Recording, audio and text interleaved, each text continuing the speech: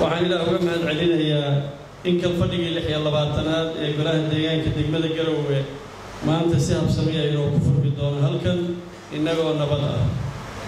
mudanayaal muddadii u dhaxaysay kalfadhigan aan maanta fadhino iyo kii ka horreeyay waxaa degmada u qabsoomay waxyaabo badan oo waxtar leh.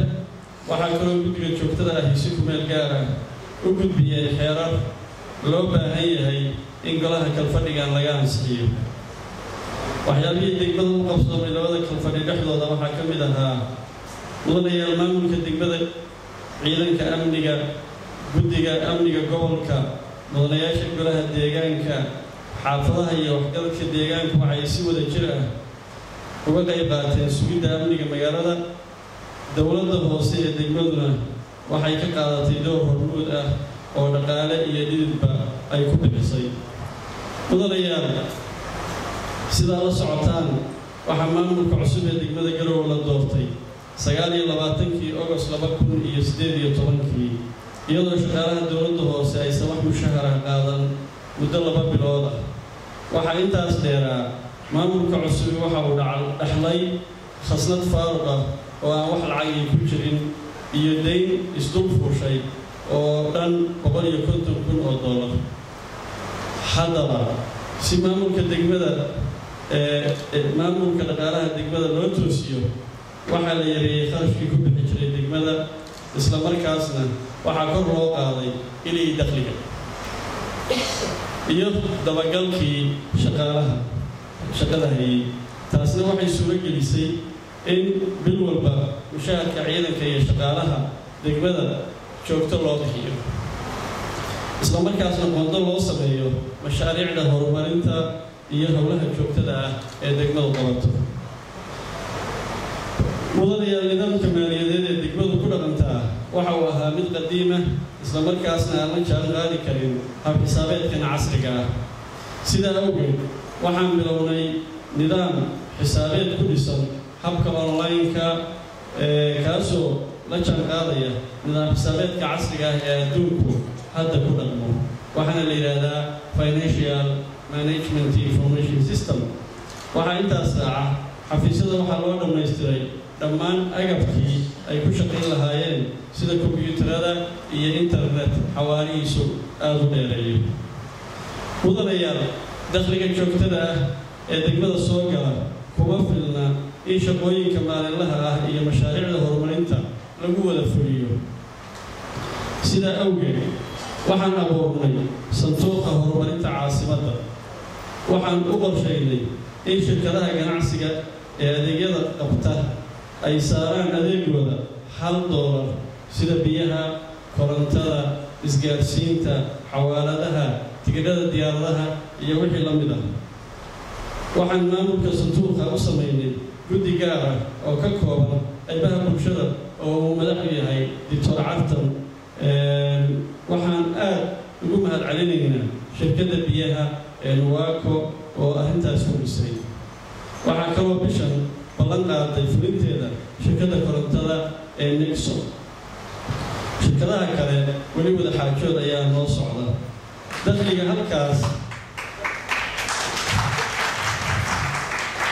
dakhliga halkaas ka soo xaroon kara waxa uu ka badan yahay taageerada mashaariicda JPLG siin jirtay degmada.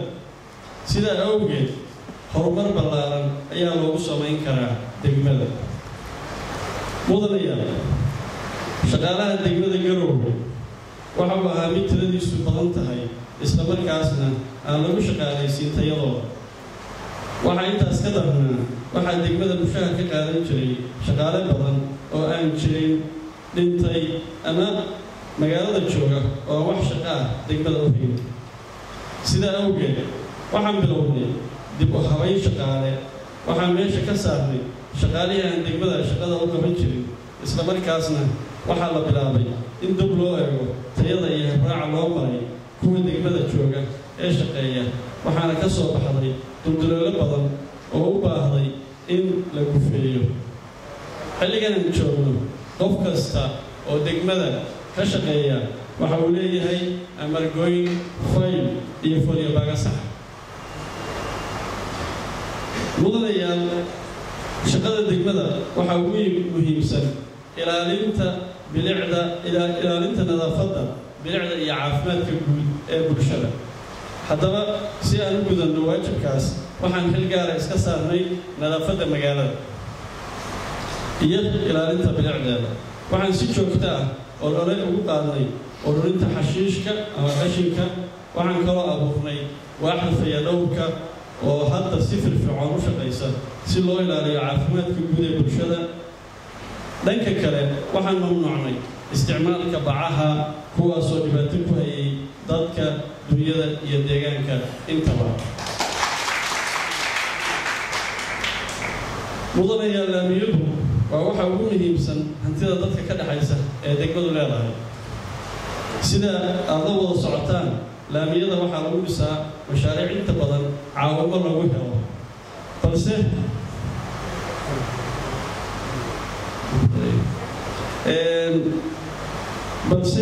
waxay u baahan yihiin gacan ku hayn iyo dayactir joogtaa. welina waxay u baahan yihiin in la sii joogteeyo howlahaas. mudanayaal, maamulka degmada Garowe waxa uu ku dadaalay sidii bilicda magaalada kor loogu qaadi lahaa. sidaa awgeed waxaan dib u howlgelinay 100 nal oo ah kuwa ku shaqeeya cadceedda falaaraha qorraxda oo horay u damay. waxaan qorsheynaynaa in inta hartayna aan dhaqso wax uga qabanno haddii rabbi. waxaan bacrimin, carro-rog, buufin iyo dib u habayn lagu sameeyey dhirtii hore ugu taalay magaalada dhexdeeda iyo daafaheeda.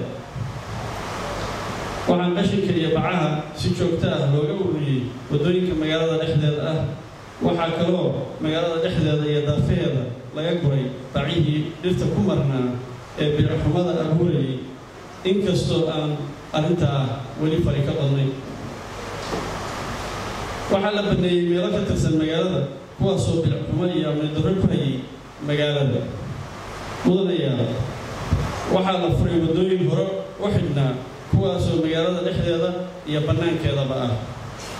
waxaan kaloo dibudhis ku samaynay dhismayaal ku jiray jidadka dhowaan laga bilaabayo laamiyada, taasoo eebbaweyne nagu guuleeyey annagoo la kaashanayna dadweynaha. mudanayaal, waxaa la qorsheeyey in dayactir lagu sameeyo iskuullo iyo xarumaha hooyada iyo dhallaanka oo ku yaala magaalada gudaheeda iyo tuulooyinka laga xukumo. waxaan dayactir lagu sameeyey gaadiidka degmada. waxaa dib loo howlgeliyey baabuur hore u fadhiday, waxaana laga dhigay baabuur hagaagsan oo si habsamiya u qaban karta shaqada looga baahan yahay. waxaa kaloo degmada ku soo biiray gaadiid cusub oo aad loogu baahnaa, sida aad aragteen basaskii iyo baabuur kalaba. waxaan heshiis la galnay hoosooyin baabuurta lagu dayactiro, kuwo lagu mayro iyo kuwo olyada looga bedelo. mudanayaal, waxaan calaamadin iyo lambarin u samaynay gaadiidka dadweynaha sida basaska, balbalooyinka, bajaajta iyo wixii la mid ah, taasoo ka qayb qaadanaysa amniga iyo dakhliga dowladda hoose. waxaa kaloo oo gacanta ku haynaa qorshihii lagu calaamadin lahaa iska rogooyinka iyo tagsiyada dadka qaada. waxaa la dhisay guddiyada xaafadaha iyo kuwa barakacayaasha oo waqtigii xilhayntoodu hore u dhammaaday.